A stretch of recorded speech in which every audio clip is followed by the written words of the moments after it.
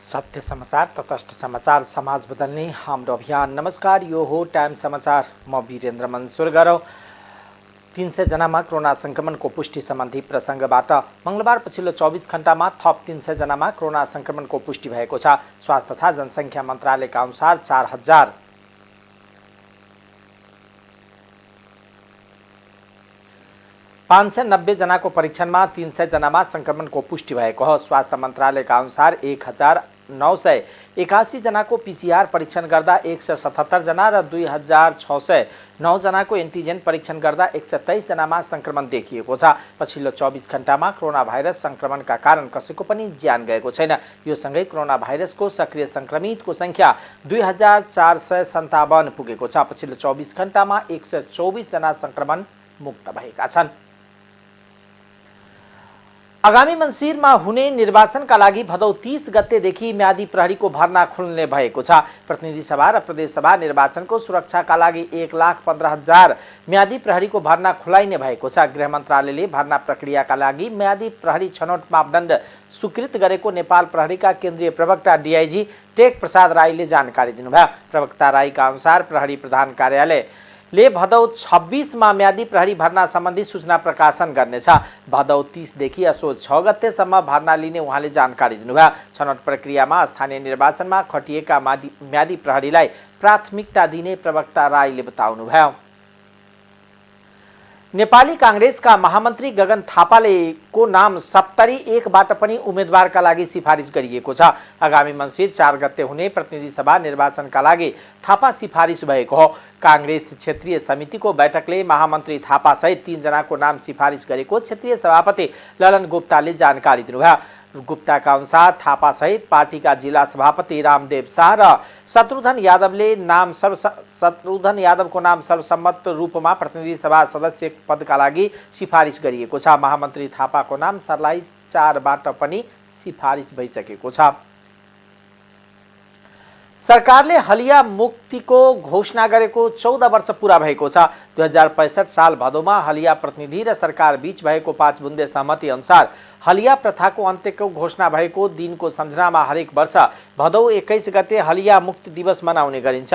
सरकारले सहमति र प्रतिबद्धता गरे अनुसार हलिया पुनर्स्थापनाको काम भने हुन सकेको छैन। सुदूरपश्चिम र कर्णाली प्रदेशका प्रमाणीकरणमा परेका मध्ये 20% मुक्त हलिया परिवार पुनः स्थापनाको पर्खाइमा छ। 9% मुक्त हलियाले पुनः स्थापनाका लागि अन्तिम किस्ता रकम पाउन सकेको छैन। सुदूरपश्चिम प्रदेशका 9 र कर्णाली प्रदेशका 3 गरी 12 जिल्लामा प्रमाणीकरणमा परेका मुक्त हलिया 16,953 रहेका छन्। तीमध्ये अहिलेसम्म 13,546 घरधुरीले पुनर्स्थापना प्याकेज प्राप्त गरेका छन्। 3,407 परिवार अझ पुनर्स्थापनाको पर्खाइमा छन्। मुक्त हलिया ठाटाबाठाले जग्गा किनेर घर बनाएका छन्। अरू कतिपयले जग्गा जमिन छैन भने उनीहरूले परिचय पत्र समेत पाउन सकेको छैन। आर्थिक अभावमा जीवकोपार्जनका नयाँ अवसर खोज्न नसक्दा मुक्त हलियाहरूको स्थिति फेरिन सकेको छैन। त्यस्तै पुनर्स्थापनासँगै शिक्षा, स्वास्थ्य, रोजगार, दिगो जीवकोपार्जन, सामाजिक सशक्तिकरण र समावेशीकरण सम्बन्धी मुद्दालाई सरकारले विशेष प्राथमिकतामा राखेर प्रभावकारी कार्यान्वयन गर्ने प्रतिबद्धता व्यक्त गरेको थियो। त्यो पूरा हुन सकेको छैन। मुक्त भएका 14 वर्ष बितिसक्दा पनि मुक्त हलिया सम्मानित जीवन बाँच्नबाट वञ्चित रहेको राष्ट्रिय मुक्त हलिया समाज कञ्चनपुरका अध्यक्ष शिव लुहारले बताउनुभयो। काठमाडौँ महानगरपालिकाले काठमाडौँको असनमा सडक अतिक्रमण गरी बनाइएका व्यापारिक संरचना हटाउन सुरु गरेको छ। यसअघि अनाधिकृत संरचना हटाउन 24 घण्टे सूचना जारी गरेको सूचनालाई बेवास्ता गरी सडकमा नै सामग्री राखेर व्यापार गर्ने क्रम नरोकिएपछि मंगलबार महानगरले संरचना हटाउन सुरु गरेको हो। महानगरले इन्द्रचोक, भेरासिंह लगायतका क्षेत्रका अनाधिकृत संरचना हटाउन पुनः निर्देशन दिएको छ। महानगर प्रहरीले अवैध संरचना भत्काएको थियो भने व्यापारीहरूले वाडासँग सम्झौता गरेर नै व्यापार गरेको भन्दै विरोध जनाएका थिए। असर नजिकका स्थानहरूमा बुधबारसम्म सबै संरचना हटाउन आग्रह गरेको छ। सडकमा पसल राख्दा आवत जावतमा समस्या भएको भन्दै महानगरले सडक व्यापारलाई हटाउने अभियानलाई तीव्रता दिएको हो।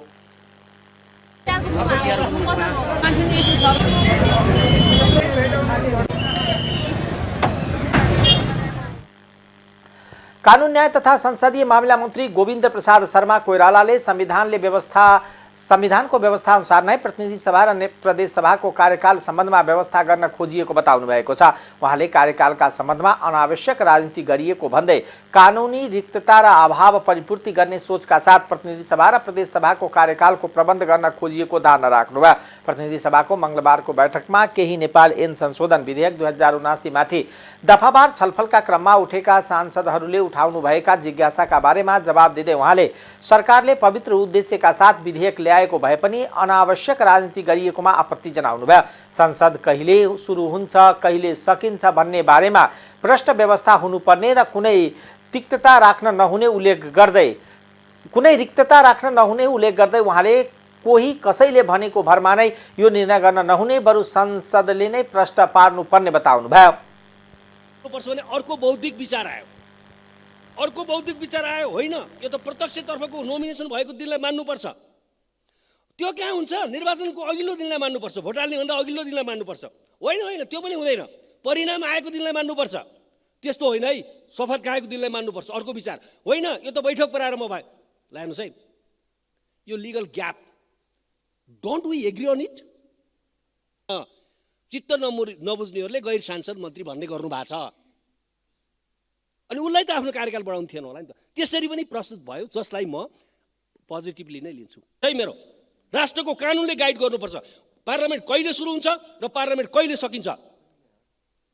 म पनि कानुन व्यवसायी हुँ, मैले भनिदिएको भरमा, by training I am a lawyer, मैले भनिदिएको भरमा चाहिँ के छ भने त्यसको कार्यकाल यति अवधि हुने वा अर्कोले भनिदिएको आधारमा यस्तो खालको अवस्था राखिनु हुँदैन। म अहिले समय लिएर धेरै चर्चा गर्न चाहन्न, तर धेरै संसारका पार्लियामेन्ट्री डेमोक्रेसीहरूका एक्सर्साइज गरेका अभ्यासहरू, ती मुलुकका संविधानमा भएका व्यवस्थाहरू, त्यहाँको निर्वाचन कानुनले गरेका व्यवस्थाहरू अहिले तमाम चर्चा गर्न सकिन्छ। जसले हामी ल्याएको ड्राफ्टलाई, जुन ड्राफ्ट हामीले गऱ्यौँ र लिएर आयौँ, त्यो मेजोरिटी डेमोक्रेसीजहरूको प्र्याक्टिस हो। त्यो कुरा पनि त एग्री गर्थ्यो, तर जसरी अतिरञ्जित भयो त्यसको हकमा मैले केही कुरा निवेदन गर्न चाहेको मात्रै हो। स्वीकार गर्ने तहमा गएको बेहोरा निवेदन आधारमा हामी के भन्न सक्छौँ? सक्नु भएन, किन सक्नु भएन त्यो राम्ररी थाहा छ। जुन बेला असार 28 को फैसला गराउँदै हुनुहुन्थ्यो तपाईहरू, केही नेताहरूले मोफसलका जिल्लामा गएर भाषण पनि गर्नुभयो। पर्सि फैसला आउँदैछ, त्यो फैसला आउँदाखेरि प्रतिनिधि सभा पुनर्स्थापित हुँदैछ, त्यसपछि केपी ओलीको सरकार जाँदैछ भनेर पहिल्यै घोषणा गर्नुभएको थियो। त्यसका आधारमा हामी के भन्न सक्छौँ भने उहाँहरूकै सल्लाह र परामर्शमा त्यो फैसला आयो र त्यहाँ के हो भने पुरा 5 वर्षको हुनेछ, 5 वर्ष अगाडि यो एकछिन पनि अगाडि पनि यो विघटित हुँदैन भन्ने खालको फैसला लेखाउनु भएको कारणले गर्दा 5 वर्ष पुर्याउन खोज्नु भएको हो कि जस्तो देखिन्छ। तर कुरा के हो भने निर्वाचन पछि पनि यो कार्यकाल यसको यथावत राख्ने कुरा कति विरोधाभासपूर्ण हुन्छ एकछिन अनुमान गरौँ त। मङ्सिर 4 गतेको चुनाव पछि ल 5 गते कुनै निर्वाचन क्षेत्रमा परिणाम आयो, एउटा जितेको सांसद हुन्छ, भर्खरै जनताले मतदान गरेर निर्वाचित गरेको सांसद हुन्छ, अर्को एउटा सांसद हुन्छ 5 वर्ष अगाडि जितेको तर लोगो चाहिँ उसैसँग हुन्छ। अटारमा भइरहेको हामी सुनिरहेका छौँ। हुन त उहाँहरूले बोलेको कुरा पुर्याउनु पर्दैन। केपी शर्मा ओली प्रधानमन्त्री भएका बेला भएका जे आलोचना गर्नुहुन्थ्यो अहिले खुरुखुरु त्यही हुँदाखेरि पनि उहाँहरू अहिले त्यो स्वीकार गर्न तयार हुनुहुन्न।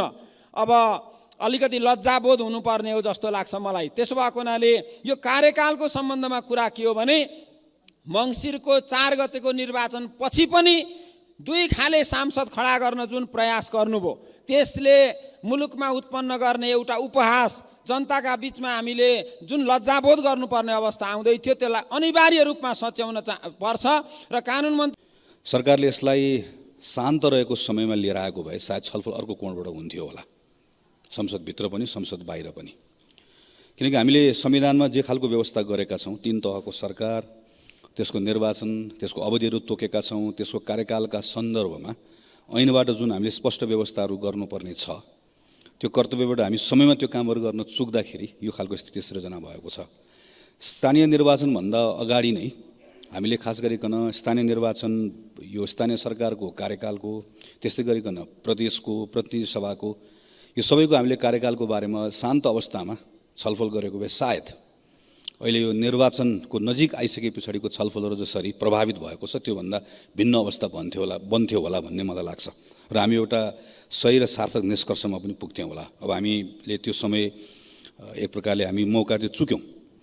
कतिपय कुराहरूको सन्दर्भमा हामी अलि छलफल गर्दै जाँदाखेरि संविधानमै फर्कनुपर्ने अवस्था पनि आउन सक्छ। हामीले सायद त्यो अनुभवको आधारमा बिचको समय यो खाली रह्यो भने त्यो खाली भएको बेलामा कुनै खालको राजनीतिक दुर्घटना हुन सक्छ। हामीले पहिला अन्तरिम संविधानमा यो अन्तरिम संसद पुनर्स्थापना भइसके पछाडि पनि त्यो खालको एकपटक व्यवस्था गरेर आएको हो। सायद त्यही बेलाको कुरालाई सोचेर पनि यसरी प्रस्तुत भएको हुन सक्दछ।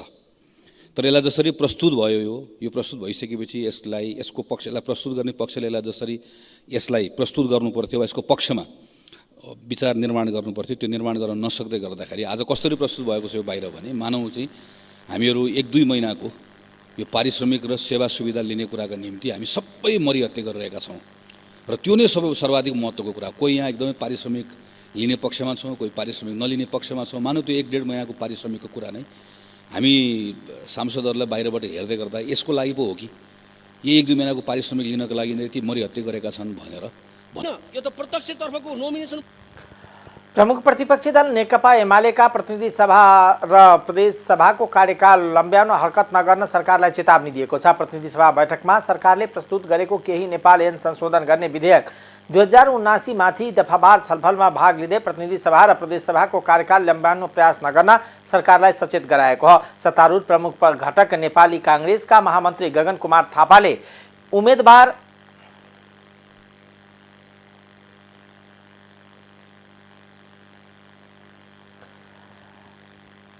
मनोनयन भएको मितिबाटै संसदको कार्यकाल सकिने गरी कानुनी व्यवस्था गर्न उपयुक्त हुने बताउनु भएको छ।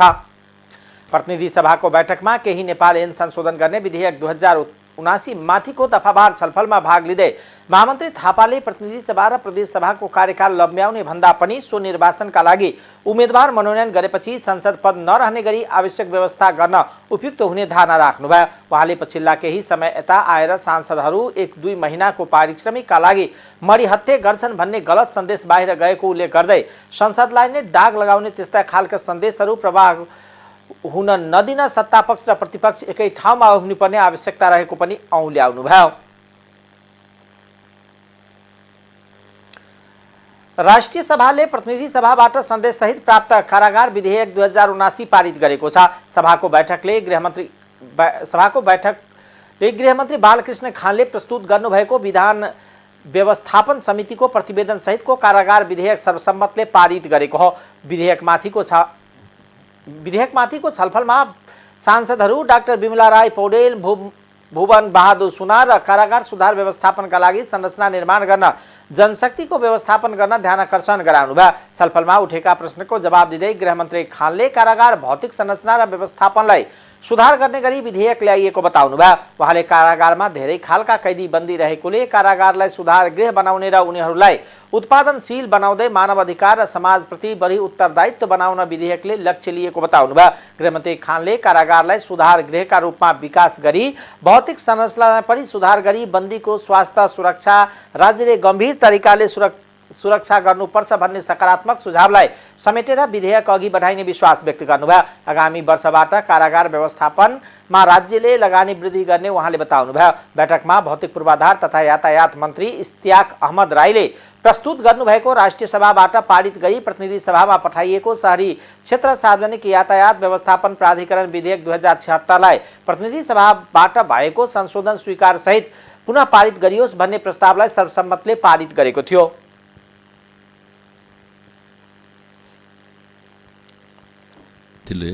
प्रतिनिधि सभाबाट सन्देशसहित प्राप्त कारागार विधेयक 2079 पारित गरियोस् भन्ने प्रस्ताव सभा समक्ष पेश गर्दछु। धन्यवाद। पक्षमा हुने माननीय सदस्यहरूले हुन्छ भन्नुहोला र यसको विपक्षमा हुने माननीय सदस्यहरूले हुन्न भन्नुहोला। यो प्रस्तावको पक्षमा हुने माननीय सदस्यहरूले हुन्छ भन्नुहोस्। यसको विपक्षमा हुने माननीय सदस्यहरूले हुन्न भन्नुहोस्। हुन्न भन्ने आवाज सुनिन, तसर्थ प्रतिनिधि सभाबाट सन्देशसहित प्राप्त कारागार विधेयक 2079 पारित गरियोस् हुने प्रस्ताव सर्वसम्मतिले पारित भएको घोषणा गर्दछु। प्रस्तुत गर्दछु। धन्यवाद। पशुपक्षी विकास मन्त्री मृग महोदयको अनुमतिले प्रतिनिधि सभाबाट सन्देशसहित प्राप्त सार्वजनिक ऋण व्यवस्थापन विधेयक 2076 माथि विचार गरियोस् भन्ने प्रस्ताव सभा समक्ष प्रस्तुत गर्दछु। धन्यवाद। पठाइयोस् भन्ने प्रस्ताव प्रस्तुत गर्न समय उपलब्ध गराउँछु। पशु सेवा परिषद विधेयक 2076लाई दफावार छलफलका लागि विधान व्यवस्था समितिमा पठाइयोस् भन्ने प्रस्ताव सभा समक्ष पेश गर्छु। धन्यवाद। अध्यक्ष महोदयको अनुमतिले शहरी क्षेत्र सार्वजनिक यातायात व्यवस्थापन प्राधिकरण विधेयक 2076 माथि प्रतिनिधि सभाबाट भएको संशोधन स्वीकार सहित पुनः पारित गरियोस् भन्ने प्रस्ताव सभा समक्ष पेश गर्दछु। धन्यवाद। बैठकले कृषि तथा पशुपक्षी विकास मन्त्री मृगेन्द्र कुमार सिंह यादवले प्रस्तुत गर्नुभएको प्रतिनिधि सभाबाट सन्देशसहित प्राप्त पशु स्वास्थ्य तथा पशु सेवा विधेयक 2076लाई दफावार छलफलका लागि विधान व्यवस्थापन समितिमा पठाइयोस् भन्ने प्रस्तावलाई सर्वसम्मतले स्वीकृत गरेको थियो। राष्ट्रिय सभाको अर्को बैठक भदौ 26 गते दिउँसो 1 बजे बस्नेछ।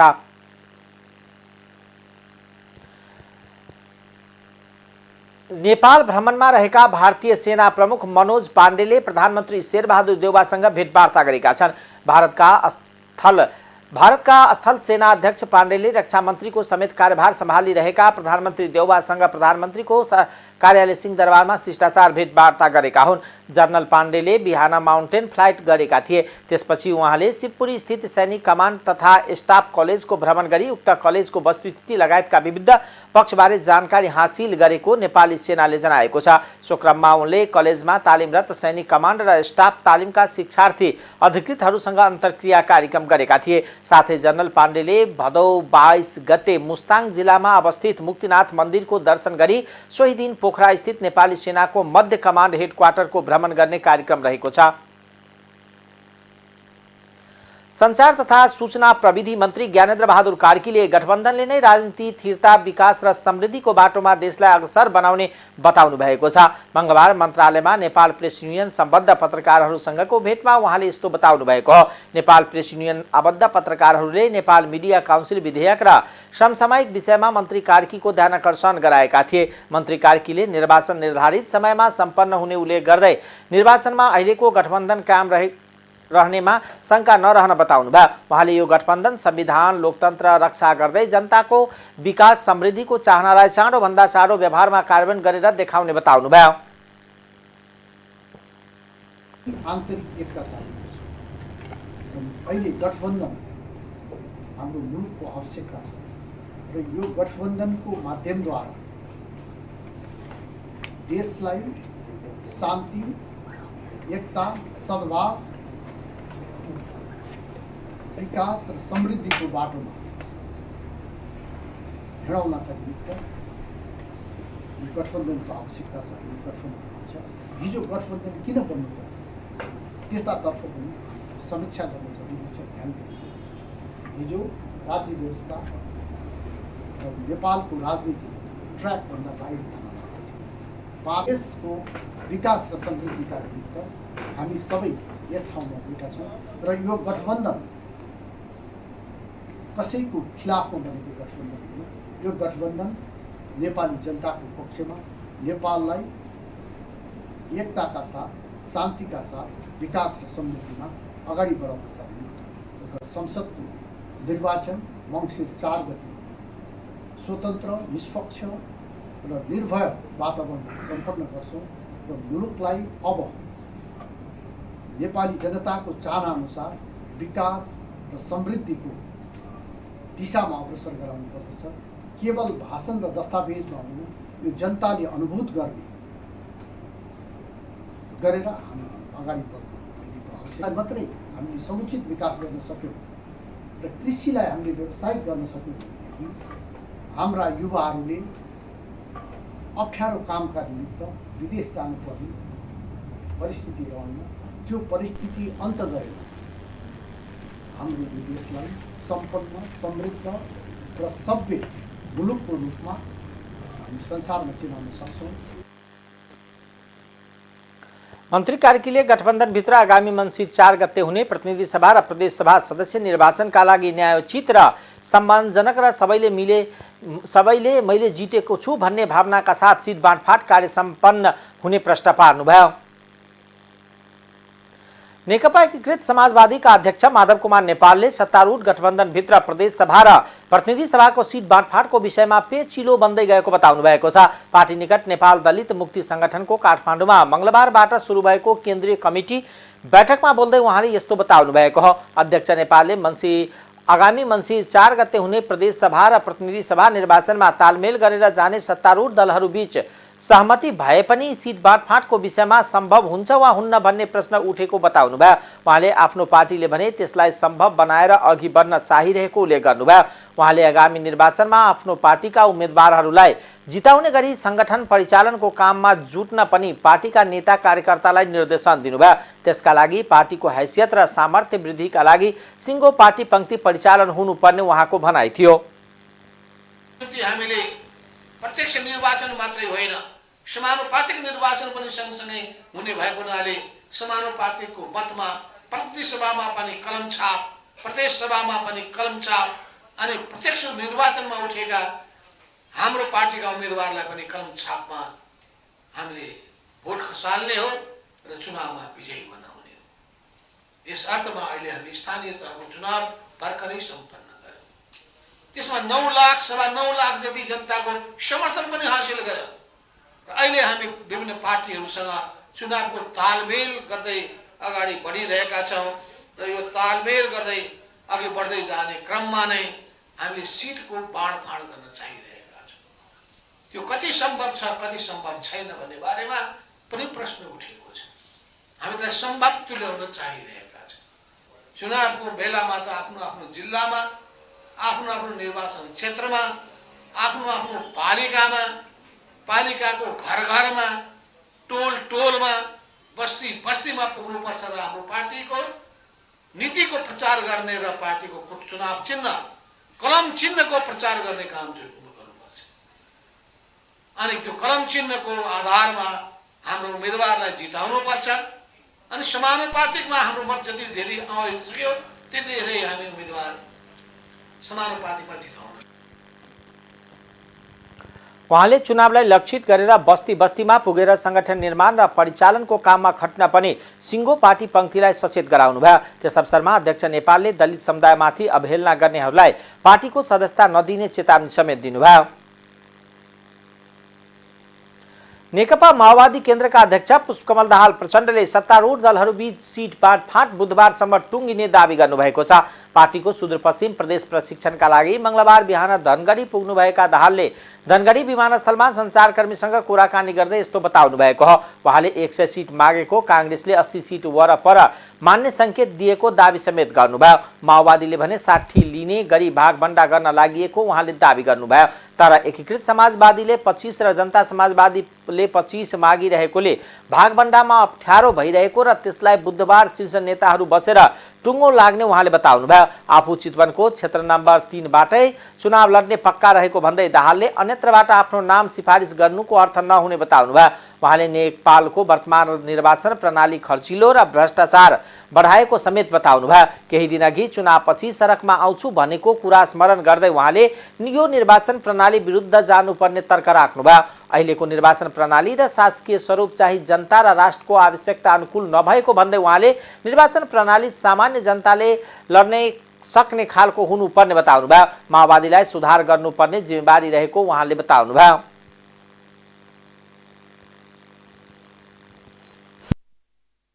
निर्वाचन सम्पन्न भएपछि अब प्रदेश र सङ्घको निर्वाचनको तयारीमा सबै राजनीतिक दलहरू र सँगै नेपाली समाज नै त्यतातिर केन्द्रित भइ नै सकेको छ र निर्वाचनको सन्दर्भमा सायद तपाईहरुलाई बढी चासो हुने विषय गठबन्धन के भइराखेको छ, सिट संख्या मिल्यो कि मिलेन भन्ने कुरा नै मुख्य कुरा हुन्छ। हामीले सिट संख्या र क्षेत्र र प्रदेश एकैचोटि टुङ्ग्याउने भनेर त्यो काममा केही कमरेहरू लागिराख्नु भएको छ। केही साथीहरू सबै पार्टीका प्रतिनिधिहरू लागिराख्नु भएको छ। आज बेलुकासम्मको समय दिइएको छ र भोलि हामी शीर्ष तहमा बसेर त्यसलाई अन्तिम रूप दिने कुरा छ र गठबन्धन कायम भएरै जान्छ, तालमेल बनेरै जान्छ भनेर त्यसको अन्तिम तयारी चलिराखेको छ। अब अहिले सिट र क्षेत्र प्रदेश एकैचोटि टुङ्ग्याउने भनिएको छ। दाबी त सबैका आफ्ना आफ्ना दाबी हुने नै भए दाबी हुने कुरा एउटा हो, अन्तिममा मिलाउने कुरामा सबैको मिल्ने नजिकै छ। अब नेपाली कङ्ग्रेसले हामीले चर्चा चलिरहेको उहाँहरूले सुरुमा 100 भन्नुभएको थियो, तपाईँहरूले सुन्नुभएकै होला, तर पछि 80 को वरिपरि आउने सम्भावना बढ्दो छ। हामीले पनि 60 भनेका छौँ। अब 60बाट केही तलमाथि होला, तर त्यसैको वरिपरि हुन्छ भन्ने हाम्रो विश्वास छ। त्यसै गरी समाजवादी पार्टीले 25 वरिपरि भन्ने कुरा चाहिँ गरेको स्थिति छ। त्यस्तै जनता समाजवादी पार्टीले पनि 25 को वरिपरि नै दाबी गरिरहेको स्थिति छ। मिल्न बाँकी रह्यो भने त्यो चाहिँ शीर्ष तहमा बसेर टुङ्ग्याउने भनेर लागि होइन। अहिले अब संशोधन गइराखेको छ, त्यो आयु लम्ब्याउनेतिर जान हुँदैन भन्ने हामीले अस्ति गठबन्धनमा बसेर यो एक दिन पनि यताउता गर्न हुँदैन। मङ्सिर 4 गते चुनाव हुन्छ, मनोनयनपछि संसद रहँदैन, एकदम क्लियर, त्यहाँ दुविधा हुनै पर्दैन। तर त्यहाँ बिचमा केही टेक्निकल कारणले चाहिँ समय लम्ब्याउने कि भन्ने संसदभित्र के अरे प्रमुख सचेतकहरूले त्यो सोच्नु भएको रहेछ। तर पछि गठबन्धन बसेर यसरी सोच्नु हुँदैन, यहाँ कहीँ यी भोट हुन दिन हुँदैन। अब 4 गते निर्वाचन हुन्छ, त्योभन्दा अगाडि प्रत्यक्ष निर्वाचित कार्यकारी प्रमुख हुनुपर्ने पनि उहाँले जोड दिनुभयो। 5 वर्षमा जनताले पाउनुपर्ने विकास नपाएको उहाँको भनाइ थियो। वामपन्थी गठबन्धन गरेपछि आर्थिक विकास स्थायित्व हुने र धेरै सपना साथ वाम एकता गरे पनि तत्कालीन प्रधानमन्त्री केपी ओलीले जनभावना कुल्चेको कारण बाध्य भएर सङ्घर्षमा उत्रिनु परेको उहाँले बताउनुभयो। फेरि देशलाई समाजवादको यात्रामा अगाडि बढाउनको लागि नेपाली काङ्ग्रेसको नेतृत्वमा सरकार बनाउनु परेको उहाँले दाबी गर्नुभयो। उपत्यकाबाट प्रतिबन्धित लागु औषध सहित प्रहरीले 15 जनालाई पक्राउ गरी सार्वजनिक गरेको छ। लागु औषध नियन्त्रण ब्युरो कोटेश्वरबाट खटिएको प्रहरी टोलीले उपत्यकाको विभिन्न स्थानबाट लागु औषध सहित पक्राउ परेकालाई सार्वजनिक गरेको हो। विभिन्न व्यक्तिले लागु औषध एम्पुल खरिदको लागि धरौटी राखेको विभिन्न कम्पनीको मोबाइल 17, घडी 7, गिटार 4 थान समेत प्रहरीले बरामद गरेको छ। भदौ 16 गतेदेखि भदौ 20 गतेको 5 दिनभित्र ब्युरोको टोलीले उपत्यकाबाट खैरो हिरोइन 287 ग्राम, 252 एम्पुल र 2 किलो गाजा सहित 15 जनालाई पक्राउ गरेको ब्युरो प्रमुख वरिष्ठ प्रहरी उपरीक्षक विकास खनालले बताउनुभयो। खनालका अनुसार प्रतिबन्धित लागु औषधको बजार मूल्य 29,79,400 रहेको छ।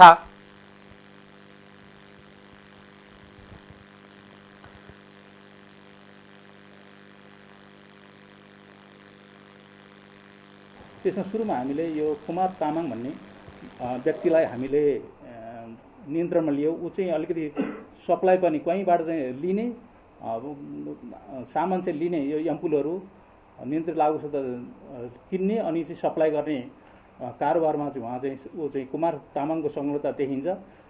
कुमार तामाङलाई हामीले 16 गते नियन्त्रणमा लिइसकेपछि यो ललितपुरबाट, त्यसपछि कुमार तामाङकै थ्रुबाट हामी सञ्जय कपालीमा पुग्यौँ। सञ्जय कपालीमा पुग्दाखेरि सञ्जय कपालीलाई नि 16 गते हामीले नियन्त्रण लियौँ ललितपुरबाट र सञ्जय कपाललाई नियन्त्रण लिइसकेपछि प्रोपोनर्फिन चाहिँ 31 वटा, डाइजिबाम 31 वटा र फेनार्गन 30 वटा यो नियन्त्रित लागु औषध हो। जम्मा 92 वटा हामीले फेला पार्यौँ र सञ्जय कपालीलाई यो सामान कहाँबाट लिएर आएको भनेर हामीले अनुसन्धान गर्दाखेरि अनिस महर्जनको यो सञ्जय कपालीले चाहिँ अनिस महर्जनको नाम लिएको अवस्था र कुमारले पनि नाम लिइरहेकै अवस्था थियो। किन भन्दाखेरि यो कुमारले चाहिँ अनिसबाटै सामान पाउने अवस्था हो र अनिसकोमा जाँदाखेरि एउटा चाहिँ यो नियन्त्रित लागु औषध प्रोपोनर्फिन 56 वटा, डाइजिबाम 25 वटा र फेनार्गम 79 वटा गरेर 160 वटा र हामीले उसको चाहिँ ठाउँबाट उसको घरबाट हामीले के फेला पार्यौँ भन्दाखेरि 17 वटा मोबाइल, 7 वटा घडी र 4 थान गिटार र 22,100 रुपियाँ फेला पार्यौँ। यो घडी के रहेछ, यो मोबाइल के रहेछ र गिटार के रहेछ भनेर हामीले यो अनिस महर्जनलाई सोधपुछ गर्दा अथवा अनुसन्धान क्रममा के आयो भन्दाखेरि धरौटी बापत मोबाइल, त्यसै गरी चाहिँ घडी र गिटारहरू खरिदकर्ता अथवा यो दुर्व्यसनमा लागेका व्यक्तिहरूले त्यहाँ चाहिँ धरौटी बापत राख्ने अथवा डिक राख्ने भनेर भन्छ, त्यो राख्ने, त्यो बापत त्यो एम्पुलहरू जुन चाहिँ एउटा कम्बिनेसन मिलाएर 3टा कम्बिनेसन मिलाएर यो नसाबाट इन्जेक्ट गरिन्छ सुईबाट हो, त्यो चाहिँ इन्जेक्ट गर्नको लागि त्यहाँबाट अनिसले सप्लाई गर्ने रहेछ। ल कसलाई कुन घडी बापत कुन मोबाइल बापत कतिवटा चाहिँ इन्जेक्ट गर्न दिने हो भन्ने कुराहरू अनिसले दिने गरेको रहेछ त्यसले गर्दाखेरि यसबाट के देखियो भने अलिकति हामीले अथवा हाम्रा अभिभावकहरू सबै अलिकति यसमा चाहिँ अलिक धेरै नै सजग अथवा तिम्रो चाहिँ खै त गिटार कहाँ छ अथवा चाहिँ तिम्रो चाहिँ घडी कहाँ छ भनेर पनि सोध्नुपर्ने। अप्सरा राजवंशीजी आफ्नै सहोदर चाहिँ मैले दिइसकेको भन्ने कुराहरू यो दोर्जी शेर्पा र यो फुर्मली शेर्पाले यो उसलाई अप्सरा राजवंशीलाई दिइसके। अवैध लागू औषध सहित कारोबारमा संलग्न रहेको आधारमा पक्राउ पर्नेमा ललितपुर भोला खेल च्यासलका 32 वर्षीय संजय कपाली, रामेछाप भोलासीका 27 वर्षीय कुमार तमाङ, ललितपुर दुपाटका 29 वर्षीय अनिस महर्जन, ललितपुर भैसी पार्टीका 33 वर्षीय प्रताप कार्की सहित 15 जना रहेको प्रहरीले जानकारी दिएको छ।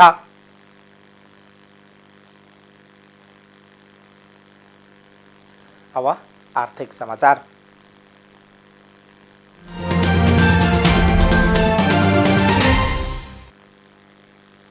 बैंकहरूको मुद्दती योजना र चाडपर्वको प्रभावले निक्षेपमा सुधार आएको छ।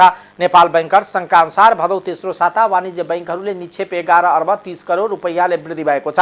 संघका अनुसार भदौ 10 गतेसम्म बैंकहरूमा कुल 44 खर्ब 26 अर्ब 16 करोड रुपैयाँ निक्षेप रहेकोमा भदौ 17 गते 44 खर्ब 37 अर्ब 45 करोड पुगेको छ। पहिलो साता बैंकहरूको निक्षेप घटे पनि दोस्रो र तेस्रो साता बढेको छ।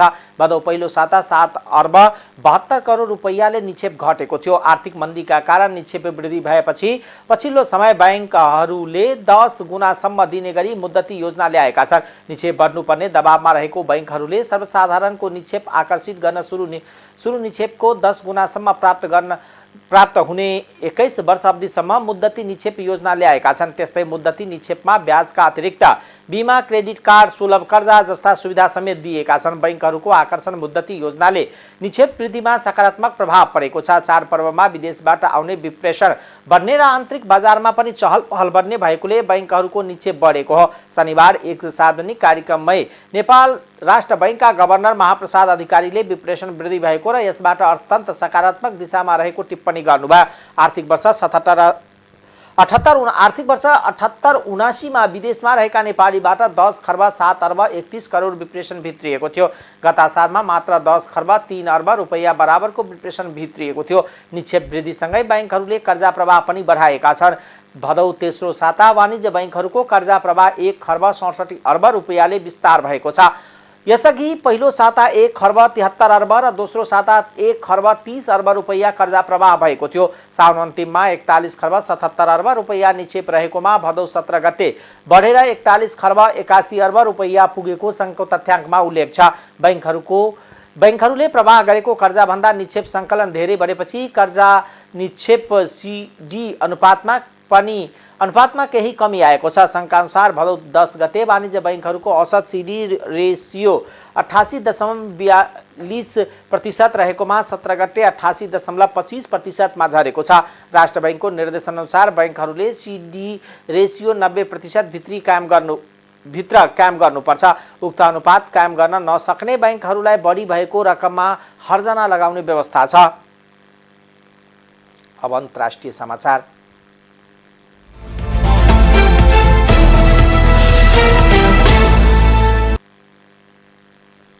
चीनको हिचुवा प्रान्तमा गएको भूकम्पमा परि 65 जनाको मृत्यु भएको छ। चिनिया सरकारी टेलिभिजन सीसीटीभीले 65 जनाको मृत्युको पुष्टि भएको र करिब 250 जना घाइते भएको जनाएको हो। 12 जना सम्पर्कविहीन भएको समाचारमा उल्लेख छ। सोमबार सिचुवान प्रान्तको राजधानी चेङ्गुदुमा 6.8 मेगाचिटको भूकम्प गएको थियो। भूकम्पको सेन्टर चेङ्गुदुबाट 226 किलोमिटर दक्षिण पश्चिममा पर्ने पहाडी क्षेत्र लुडिङ भन्ने स्थानमा रहेको चिनिया अर्थक्विक नेटवर्कले जनाएको छ। भूकम्पपछि पराकम्प मङ्गलबार पनि महसुस भएको थियो। भूकम्पका कारण गान्जीमा 37 जना र यान शहरमा 28 जनाको ज्यान गएको समाचार एजेन्सी सिन्वाले जनाएको छ। भूकम्पका कारण बस्तीहरूमा सञ्चार सम्पर्क विच्छेद भएको थियो। पहाडी क्षेत्रमा पहिरो गएको सडक पनि अवरुद्ध भएको थियो। सिचुवान प्रान्त सरकारले भूकम्प प्रभावित क्षेत्रमा 500 बढी उद्धार कर्मीलाई परिचालन गरिएको जनाएको छ। प्रभावितहरूलाई अस्थायी सेन्टरमा राखिएको छ।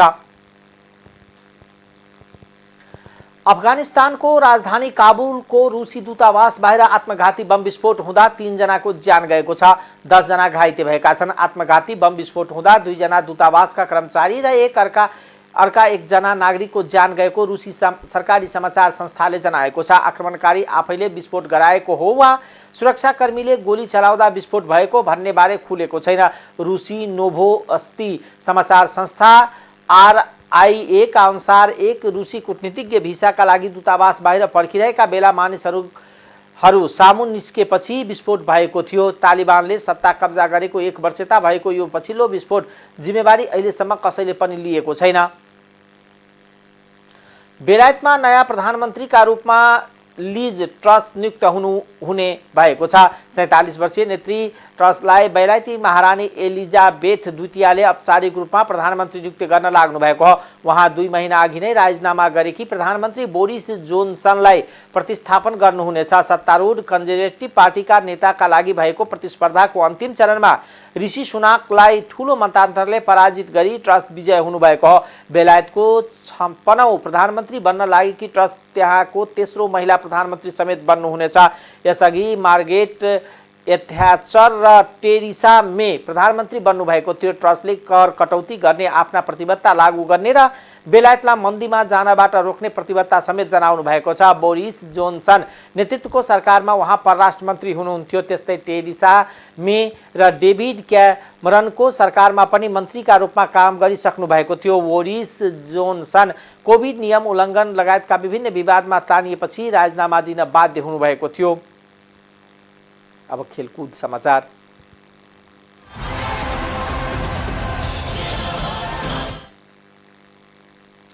महिला साफ च्याम्पियनशिप फुटबल प्रतियोगिता काठमाडौँमा सुरु भएको छ। प्रतियोगिताको उद्घाटन खेलमा नेपाल र भुटानसँग खेलेको छ। काठमाडौँको त्रिपुरेश्वरमा रहेको दशरथ रङ्गशालामा खेल सुरु भएको हो। दक्षिण एसियाली साथै देशको सहभागिता जनाएको प्रतियोगितालाई साफले 2 समूहमा विभाजन गरी लिग नकआउटको आधारमा खेलाउँदैछ। प्रतियोगितामा नेपाल सहित भारत, श्रीलङ्का, भुटान, बंगलादेश, पाकिस्तान र मालदिप्स गरी 7 देशले प्रतिस्पर्धा गर्दैछन्। समूह ए मा नेपाल, श्रीलङ्का र भुटान छन्। समूह बी मा भारत, बंगलादेश, पाकिस्तान र मालदिप्स छन्। प्रत्येक समूहमा अङ्कको आधारमा शीर्ष 2 टोलीले सेमिफाइनलमा स्थान बनाउनेछन्। टाइम्स समाचार अहिलेको लागि यति नै। हेर्दै गर्नुहोला टाइम्स टेलिभिजन। नमस्कार।